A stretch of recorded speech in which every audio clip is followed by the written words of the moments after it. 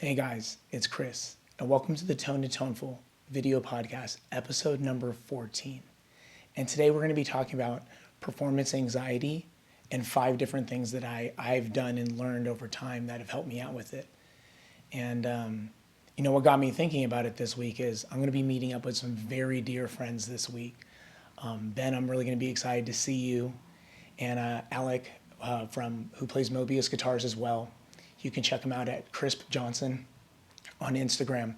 I'll show somewhere here. I'll put up a picture and a link to him. Check him out. He's got a lot of really cool guitar lessons and guitar hacks that he shows you. And I'm meeting up with also Chris Yates and his wife, the owners of Mobius.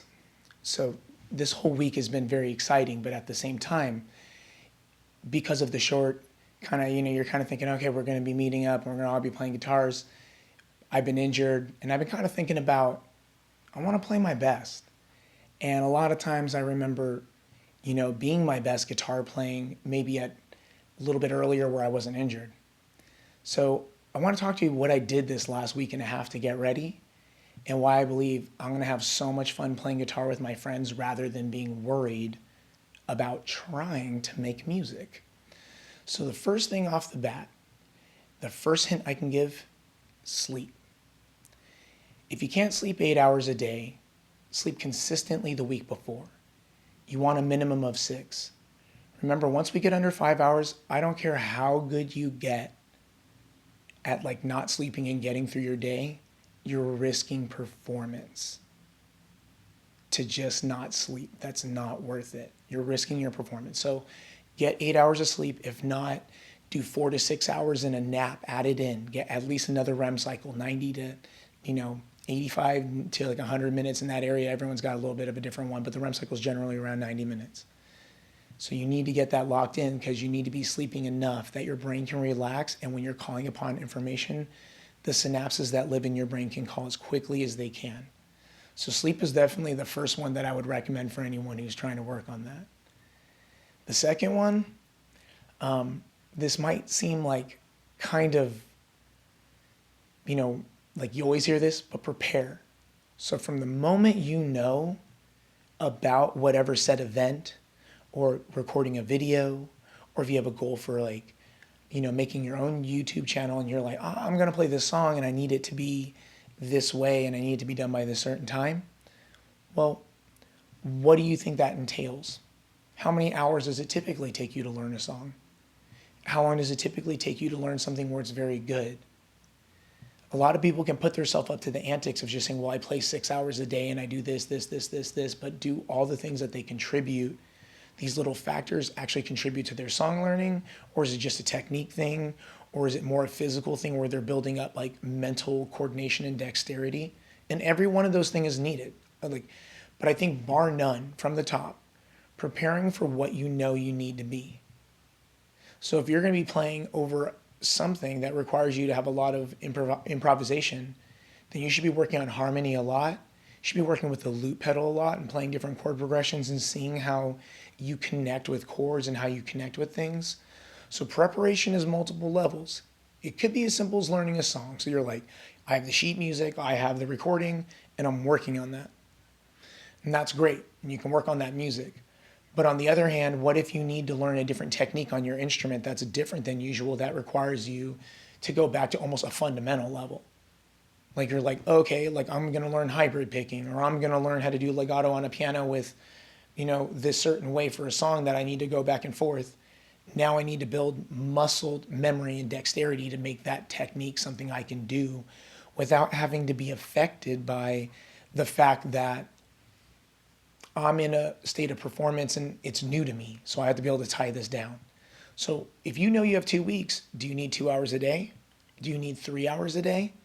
Only you will be the master of knowing that, but you do need to determine what you need in that. And if it's only a week, is it the best thing to do 7 hours every day and not sleep? Do not do that. That's why sleeping's number 1 on the list. I know it's crazy, but sleeping is number 1. Number 3, it's going to come after preparing. You're working on it yourself. Trust yourself. After you've been preparing and you've slept, I need you to trust in that the fact that if someone asked you to do a project, I need you to Trust in the fact that if someone needed you to work on something with them, that they think that you have the skill that it takes to do the job. So use that confidence and use that what you know is going on in your life as evidence that you've earned what's going on, and earn it even more. You know what I mean? Under ask and over deliver. Don't ask for much, shred them. And this, is a motto to live by. Under ask and over deliver. I believe that was told to me by a friend named Marcus. Really good guy. I want to quote him on that because I don't know who told him that, but that's where it comes from. And are you listening to good play? Excuse me. I'm not drinking coffee today because I'm trying to work on having a little bit less oxalates during the day, and we can talk about that in another episode. But tone, if you are listening to good players and you're hearing the tone they have and the playability they have, are you able to take yourself to a point where you're going, cool, I listen to them and I hear the quality in it. Am I trusting myself to deliver that quality? And as I'm working on it, if you trust that you're sounding more and better every time, like more close to the goal you have in mind, every time you play, then I believe that you're living up to part of what it is to trust yourself. So just know that you can get to that point. Number 4 is your diet.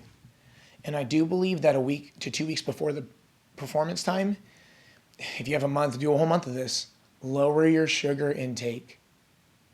You guys, it's crazy how much like 2-3 snacks will make an elbow inflame, and then you have like you kind of get that lock arm quicker because the way that you react to lactic acid and different things is different when we're taking on too many carbohydrates. So if you can lower down the sugar, maybe even lower down like breads or pastas the week before, you'll notice a huge increased fluidity in your body's movement at the joint points. I just want to offer that to you. I know that that's a hard thing to cut back on. But if you really did take it serious, you could make some really nice movement in the right direction towards your fluidity in your body and just your inflammation. Remember that when we inflame, we're holding water in that spot. When we hold water there, like if it's your elbow, if it's your shoulder, it's not good. It's making you, if you're learning a new technique too, and then you're getting stressed and you're eating candy and you're drinking caffeine, and that's the second part of this. Caffeine needs to be lowered. And alcohol, if you can ixnay alcohol together, get rid of that. Don't drink. But caffeine, lower it. It is causing oxalates to be in your body, and oxalates are in coffee, and oxalates at a very high point do cause inflammation. But coffee at a point gives you energy. Tether this more carefully if you need caffeine. If you're a person who drinks way too much coffee every day, I'm not expecting you to stop. But tether this much more carefully. And when you're getting the sleep, because you're not drinking too much caffeine, you're going to notice a very strong performance increasement that you almost can't fathom, because you're almost like, well, I thought coffee was supposed to make me perform better. And in some cases it does. It's not that no caffeine is the goal ever, forever. But if we use it in the way that our body can use the adrenaline more better, to a better extent, and not have like so much strained cortisol in our body, because not only is it the caffeine that's causing you to tighten the sugar and the inflammation, but the cortisol is rising with these other things. Another episode we can talk about cortisol if you guys want to. Let me know in the comments if you guys want me to talk about cortisol, because I'll talk about it. And then obviously the last but definitely not least, number 5, posture. So when you get to the performance that day, you've been sleeping, you've been preparing, you've been trusting yourself, and your diet's great. Now the last thing for you to do is not be the guy who's standing like this while you're playing, because now you're nervous there, The goal is, if you're trusting yourself, you're not too emotionally nervous. You're emotionally settled. If your diet's on point physically, because you have the movement and you can draw upon speed, how like when you're playing guitar or you're playing your instrument and you're able to like keep doing that thing that you really have been like working on, but you keep doing it correctly so many times in a row, it just gives you this certain confidence of success that like, you're like, man, I can do anything right now. If you get the diet and the trust yourself locked in, it's going to make you not want so much sugar and caffeine. Then you're going to realize that sleeping is so important to you that you just want to get rest. So when you take on this posture, I'm hoping you're as relaxed as possible. I'm hoping that the back of this shoulder blade right here, the back of the lat, the back of the rear delt, and the bottom of the trap are now relaxing. And when we're not eating too much sugar, it won't put too much pressure on our and too many like sugars and heavy fats together. If you eat fat on its own, but do not eat fat with sugar. It won't cause our gallbladder to tighten up our shoulder. A chiropractor will tell you this, if you know that's very chiropractor information. So you're relaxing. So, for example, grab this guy. And, there's two different ways. You can be playing like kind of like this. And then some people kind of do classical to negate. I think in a position like this, a classical is really good. And I think having a guitar with a forearm cut is very, very, very important. This allows your arm to sit here. I think you being able to move around and be confident in where you are on a guitar and not feel too worried about it is a very, very important thing. So that posture, remembering to relax. And when you're playing, remember that when you're, doing a movement, whether it's your piano or it's, the pick or the bow, that there's a negative and a positive movement to every movement. So making sure that you've addressed the going into it and the coming back of the movement. If that's the bow going down and the bow going up, if that's the finger going down and up on the piano, or even so much so on the guitar, the same thing, the pick coming, slicing through the string. Sorry, I just wanted to grab this guy and make a point of just that relaxed posture, not sitting with your shoulder too high because you're worried that you're going to miss a note. So you start kind of really hunching like this or start getting too... I notice a lot of people when they get really nervous, and I'm guilty as hell of this, leaning over and getting all ghoulish because you're just so worried about getting a part wrong.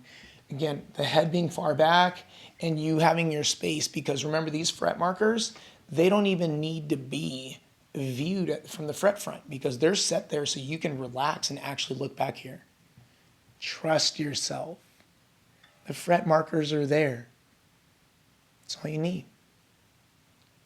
Trust yourself. You look at the piano, you know where your notes are. That's what you need. Relax your posture. You being tight, not going to play any faster. Remember you played it in your room. Perfect. Very relaxed. Remember that last jam after the whole band was feeling confident together and you played it and it felt fluid. Don't let this performance be ruined by the feeling that you need to overcompensate. If you're going to be sitting during a performance, then don't worry about your strap height. I left a strap on the guitar because I wanted to show you guys real quick that I strap my guitar at the height that I sit. So right now, I'm feeling no difference between sitting and standing. Now, some of you might not want to wear a guitar this high. Very understandable. It might not look cool, it might not feel right. Remember that your elbow length from your shoulder to your elbow is the guiding point of where your strap goes. So being able to do this with your guitar, where it is 100% comfortable, where your arm sits like this, see this. Just remember this. You will never develop a shoulder problem. The guys who are drooping over to play, you better believe that rotor cuff is trash in 10 years. There's a reason why guys like Tom DeLonge and a lot of the guitar players who wear really low have had spinal surgeries or like spinal work done. Back work done. Shoulder work done. Remember that there's some amount of posture needed. Part of being cool on guitar isn't just like looking cool, just like a look. It's part of doing it right and making it right. So I really want to thank you guys today for hanging out with me for the Toned and Toneful, episode number 14, which is going to be performance anxiety, how to avoid it. 5 helpful tips that, I've learned over time doing guitar and recording videos and talking and learning about myself. I hope you guys have a really great week, and I look forward to you guys enjoying the next episode of Toned and Toneful. Have a good time.